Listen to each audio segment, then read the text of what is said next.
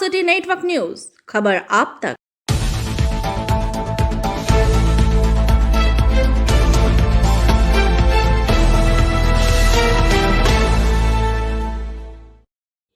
एक बार फिर हुई मानवता शर्मसार। एक ऐसी घटना जिसके बारे में बातें करने में भी रेंगटे खड़े हो जाएं। जहां चारों ओर कोरोना का तांडव चल रहा हो और डॉक्टरों, नर्सों, कंपाउंडरों को हम फ्रंटलाइन वॉरियर्स का नाम देते हों, जहां हम एक दूसरे की सहायता भर पर आश्रित हो चुके हों, ऐसे में भागलपुर बंसी टीकर ग्लोकल हॉस्पिटल की घटना ने इंसानियत की नींव ही हिलाकर रख दी। दिल्ली से आई एक महिला ने इलाज के लिए अपने पति और मां को ग्लोकल में एडमिट कराया, लेकिन न किसी डॉक्टर ने उन पर ध्यान दिया, न ही किसी और अटेंडेंट्स ने। उनके पति की हालत बिगड़ती रही, पर फिर भी किसी के कान पर जूं तक नहीं रेंगी। यहां तक कि वो पानी तक के लिए तरस कर रह जाते, मगर किन्हीं को कोई फर्क नहीं पड़ता। कोई भी उन्हें छूने तक के लिए तैयार नहीं था। और अन्याय की पराकाष्ठा तो तब पार हो गई जब उसी ग्लोकल हॉस्पिटल के एक कंपाउंडर ने उस महिला के साथ बदतमीजी करने की कोशिश भी की। और उस महिला ने उस वक्त भी उसे कुछ नहीं कहा, सिर्फ इसलिए कि उनके पति और उनकी मां वहां एडमिट थे और अंततः इलाज के अभाव में उन्हें निकालना पड़ा। ये तो एक घटना है, पर न जाने आए दिन इस तरह की कितनी घटनाएं घट रही हैं जिनके बारे में आप हम जान भी नहीं पाते। जब हम इतने जंगली समाज में रह रहे हैं तो शायद कोरोना जैसी बीमारी भी कम ही लगने लगती है। जब इंसानियत ही नहीं बची तो इंसान के बचने के सवाल पर भी सचमुच सवाल उठ चुका है।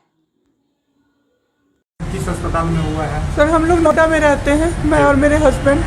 अभी होली में हम लोग बिहार आए हुए थे सर, होली मनाने के लिए पूरी फैमिली का गेट टुगेदर था।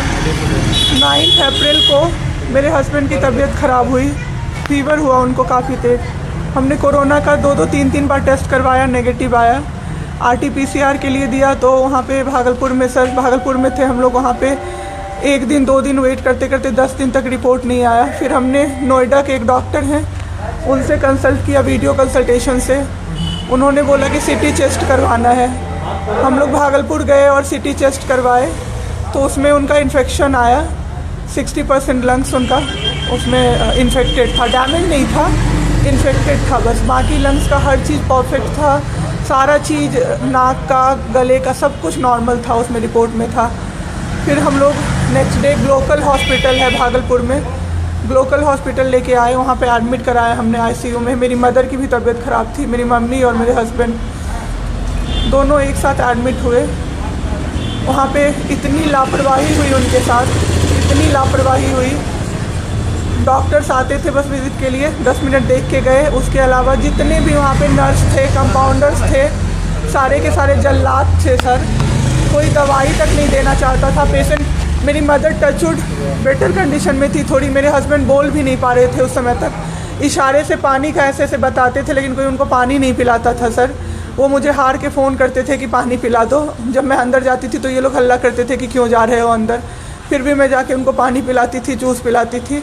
रेमडेसिविर इंजेक्शन का नाम आप लोगों ने अभी तक सबने सुन लिया होगा कि कितनी मुश्किल से मिल रहा है। डॉक्टर ने वहाँ सजेस्ट किया, मेरे 2 पेशेंट थे वहाँ, हमने बहुत मुश्किल से अरेंज किया। जब वो इंजेक्शन मिला तो एक दिन रात को जब इंजेक्शन देने लगे, हाफ इंजेक्शन फ्लोर पे गिरा दिया उन्होंने। हमने कहा कि इतना महंगा इंजेक्शन है, इसी का असर होके ठीक होते ये आपने कैसे गिरा दिया। उन्होंने कहा कि 50,000 का भी गिरा देता ना तो तुम कुछ नहीं कर पाती अभी। हम लोग चुपचाप वहाँ से सर हट गए। थोड़ी देर बाद वहाँ पे मेरे हस्बैंड को मैंने देखा कि उन्होंने 2-3 बार पॉटी किया था, यूरिन पास किया था, कोई क्लीन करने नहीं आ रहा था सर। 6 घंटे से वो उसी गंदगी पे पड़े हुए थे। उन्होंने मुझे फिर फ़ोन किया, बस फ़ोन कर पाते थे सर, बोल भी नहीं, बस मिस्ड कॉल आती थी, मैं समझ जाती थी कि कुछ परेशानी है उनको। जब मैं गई तो मैंने देखा पूरे गंदे बेड पे मेरे हस्बैंड 6 फीट 2 इंच के सर, पूरे गंदे पे वो सोए हुए थे सर। मैंने ज़बरदस्ती सबको बुलाया। एक आदमी था ज्योति कुमार करके, ज्योति कुमार, सब लोग ध्यान से इसको कवर कीजिए। ज्योति कुमार एक कंपाउंडर था वहाँ पे। कौन सा हॉस्पिटल का? Glocal hospital Bhagalpur. Jyoti Kumar compounder है वहाँ का, मतलब जो अटेंडेंट सब होते हैं ना वो है। लड़की नहीं है, लड़का है, ज्योति कुमार। उसको मैंने रिक्वेस्ट किया कि भैया प्लीज़ आप मेरे हस्बैंड की मदद कर दीजिए, रात में ये लोग रुकने नहीं दे रहे हैं मुझे अपने पास, इनके पास। उसने बोला ठीक है ज़रूर मदद करूँगा, ये कह के, और मैं अपने हस्बैंड से बात करने लगी, इशारे से ही वो बात कर रहे थे, मैं बोल रही थी। अचानक से मेरा दुपट्टा खिंचाया बहुत ज़ोर से। मैंने सोचा क्या हो रहा है, जब मैंने पीछे मुड़ी तो मेरे कमर पे उस आदमी का हाथ था और मेरा दुपट्टा वो ज्योति कुमार खींच रहा था। मेरी माँ पीछे से चिल्लाई, मेरे हस्बैंड ऐसे ऐसे होने लगे, पूरा पसीना उनको चल गया, कुछ बोल नहीं पा रहे थे वो। जब हम लोग ठीक थे ना, मैं बाहर निकलती थी ना, कोई मुझे ऐसे देखता था ना नॉर्मली ही, तो कहते थे आँख निकाल लूँगा, क्या सोच के इसको देख रहे हो। और मेरे हस्बैंड उस दिन बेड पे पड़े हुए देखते रहे कि मेरी वाइफ का कोई दुपट्टा खींच रहा है। और जब मैंने उस आदमी को देखा ना तो वो मुस्कुरा रहा था। मैंने ऐसे दुपट्टा खींचा और मैं कुछ नहीं बोल पाई डर से कि मेरे हस्बैंड यहाँ पे है, मेरी माँ यहाँ पे है, ये लोग कुछ कर देगा। इस डर से मैं कुछ नहीं बाहर निकली। मैं बाहर निकल के मैं दम से बैठ गई। वो आदमी मेरे पास फिर आया, मुस्कुरा के बोला मैं ध्यान रखूँगा। मैंने बोला ठीक है भैया आप ध्यान रखना। मैंने कुछ नहीं बोला उसको, कुछ भी नहीं। 2-3 दिन बाद ऐसे ही कोई सुविधा नहीं, कुछ नहीं। मेरे हस्बैंड की तबीयत उस दिन से बिगड़ी जब रात के 2 बजे में मेरी मदर के बगल वाले बेड पे एक अंकल, मास्क उनका हट गया था और वो अंकल चिल्ला के नर्स को बुला रहे थे और मेरी मम्मी चिल्ला रही थी जल्दी आइए ये मर जाएंगे, जल्दी आइए ये मर जाएंगे। कोई नहीं आया और अंकल ने दम तोड़ दिया। ऐसे 3-4 लोग उस 2-3 दिन के अंदर दम तोड़े हैं बिना केयर के, बिना नर्स के आए। सारी नर्स टेबल कुर्सी लगा के सो जाती थी, कहती थी पागल हो गए हैं हम ही, अब मर जाएंगे इस कोरोना के चक्कर में, अब तो क्यों जॉब कर रहे हो, छोड़ दो, आपकी जगह कोई और आ जाएगा। उसके बाद वहाँ से बाई पैप वहाँ उस हॉस्पिटल में नहीं अवेलेबल था। मेरे हस्बैंड की तबीयत एक दिन बहुत ख़राब हो गई, उन्होंने मायागंज रेफ़र कर दिया, भागलपुर मायागंज हॉस्पिटल। हम लोग जब मायागंज आए, मायागंज की और हालत ख़राब। ICU में 4 बेड था। मेरे हस्बैंड के बगल वाले बेड पे 4 लोग 6 से 7 घंटे में 4 लोग ख़त्म हुए। क्यों ख़त्म हुए? वो नर्स को बुला रहे थे, सिस्टर आ जाओ, दिक्कत हो रही है, और सिस्टर नहीं आती थी। एक अंकल तो बुलाते बुलाते उलट के गिर गए, पूरा सर फूट गया, ब्लड और मर गए वो अंकल वहीं पे। इतना मेरे हस्बैंड डर गए। शाम होते होते मेरे हस्बैंड की तबीयत अचानक से ख़राब होने लगी, पूरा ये सब ड्राई हो गया, एक लेयर वाइट कलर का जम गया उनके ऊपर, बहुत ज़्यादा तबीयत ख़राब हो गई। हम लोगों को समझ में नहीं आ रहा था कि हो क्या रहा था। अचानक से मेरे दिमाग में आया ना, डॉक्टर को कम से कम 5-6 बार मेरी बहन बुलाने गई है, क्योंकि कोई डॉक्टर था ही नहीं ड्यूटी। कब हुई आपके हस्बैंड की डेथ? परसों। सुनिए मेरी बात, पहले पूरी कहानी मेरी सुनिए। मेरी बहन 5-6 बार गई है बुलाने डॉक्टर को मायागंज में, तो डॉक्टर क्या कह रहे हैं, यार रात में भी सोने नहीं दोगे। जब हमने देखा जाके सर, तो लाइट ऑफ, इमरजेंसी के नाइट डॉक्टर्स का लाइट ऑफ, और सब नीचे बिछा के मूवी देख रहे हैं और सो रहे हैं, और दरवाज़ा तक नहीं खोला सर। मेरे हस्बैंड की ऐसी हालत हुई, जब मेरी दीदी बहुत जाके चिल्लाई तब एक डॉक्टर आए वहाँ से, तो उन्होंने देखा क्या कि मास्क, उन्होंने ऐसे मास्क लगा होता है ना, उसमें एक ऑक्सीजन सप्लाई का पाइप होता है ना, वो पाइप ही नहीं लगाया था सर, बस मास्क लगा के छोड़ दिया था। ऑक्सीजन सप्लाई आ ही नहीं रहा था। जब बहुत कम हो गया तब वो डॉक्टर आए और पाइप लगाया। मेरे हस्बैंड तुरंत भी जिंदा हो गए। उसी दिन से उनके दिमाग में वो ऑक्सीजन की किल्लत का डर बैठ गया सर। बहुत 7 घंटे बिना ऑक्सीजन के रहे सर, लड़ते रहे। फिर उस दिन इतना वो डर गए, वो बोले नहीं अब हमको कहीं बाहर लेके चलो। दिल्ली में सर हमने बेड का किया, बहुत पता नहीं था, दिल्ली में कहीं भी जगह नहीं था।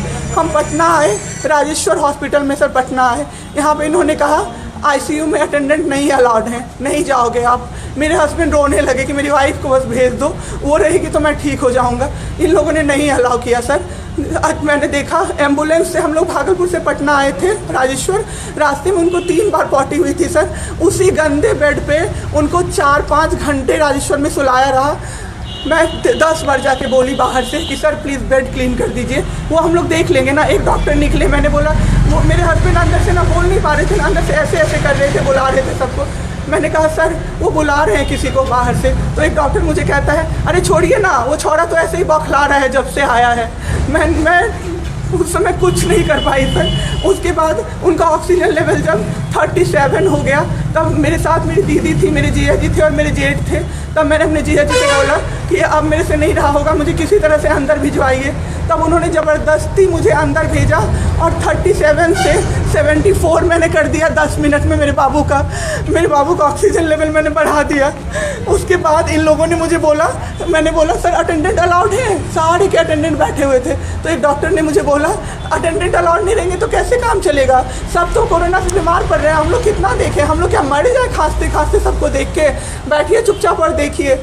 15 दिन तक सर एक टेबल पे एक लगातार मैं बैठी हूँ। आज 1 महीना पे मैंने ब्रश किया है सर, 1 महीने पे ब्रश किया है मैंने। बाबू को बहुत ठीक कर दिया, इतना स्ट्रॉ लगा के सर, मास्क के अंदर से स्ट्रॉ लगा के बाबू को मैंने जूस दाल रोटी सब कुछ पिलाया सर। इतने ठीक हो गए ना कि जो डॉक्टर फर्स्ट डे बोला था ये बचेगा नहीं, वो डॉक्टर सर 3-4 दिन बाद कहता है टचवुड क्या कर दिया आपने इनके साथ, ये तो एकदम ठीक हो गए, गजब का फाइट दिया आप दोनों ने मिलके। मुझे क्या पता था कि मैं फाइट दे रही हूँ और ये लोग मेरे बाबू को ख़त्म कर देंगे। इतना ऑक्सीजन का किल्लत सर, मेरा बाबू डर गया बहुत ज़्यादा। ऑक्सीजन सिलेंडर देखता था और कहता था हाँ वो ख़त्म हो जाएगा, वो ख़त्म हो जाएगा। मैं कहती थी नहीं ख़त्म होगा बाबू। 1.5 घंटे के लिए सर ऑक्सीजन सप्लाई बंद रहता था। बाद में हमें पता चला ये लोग ब्लैक मार्केटिंग कर रहे हैं अंदर में ऑक्सीजन सिलेंडर का। जो अस्पताल वाले हैं ना वो ऑक्सीजन सप्लाई बंद कर देते थे ताकि बेचैन होके लोग खरीदें उन्हीं से। हम भी खरीदे सर, मैंने भी खरीदा, क्या करते हमें भी तो चाहिए था। परसों सर सुबह में हमारे पास एक ही सिलेंडर था, पाइपलाइन बंद हो गया। मेरे हस्बैंड को बाईपैप लगा हुआ था, उनको 2 सिलेंडर से जाना था, एक ही सिलेंडर था। सिलेंडर मांगते मांगते कहीं नहीं मिला सर, मेरे हस्बैंड ख़त्म हो गए सर। मेरा बाबू चला गया हमको छोड़ के। आपके साथ